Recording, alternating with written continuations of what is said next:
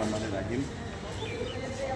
আমাদের পাশেই সাহিত্য আছে বাংলাদেশের কোটি কোটি মানুষের হৃদয় স্পন্দন, বাংলাদেশের স্বাধীনতার ঘোষক, প্রয়াত রাষ্ট্রপতি, সেক্টর কমান্ডার, শহীদ রাষ্ট্রপতি জিয়াউর রহমান।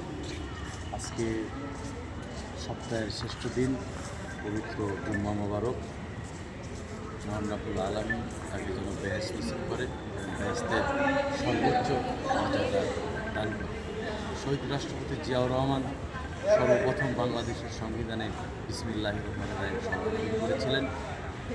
উনি জীবিত থাকাকালীন সময় সৌদি বাদশার আমন্ত্রণে একবার উনি সৌদিতে গিয়েছিলেন রাষ্ট্রীয় সফর, এবং যাওয়ার সময় তিনি নিম গাছ নিয়ে গিয়েছিলেন। এই নিম গাছ আজকে আরাফাত ময়দানে বড় হয়ে গেছে, এবং যারা হজ করতে যায় তারা রৌদ্র থেকে তৃপ্তির জন্য নিম গাছের সুশীতল ছায়ায় তারা অবস্থান করে। এবং এই নিম গাছের বৈশিষ্ট্য হলো নিম গাছের গোড়ায় কম পানি শোষণ করে এবং পাতায় সবচেয়ে বেশি পানি ধারণ করে।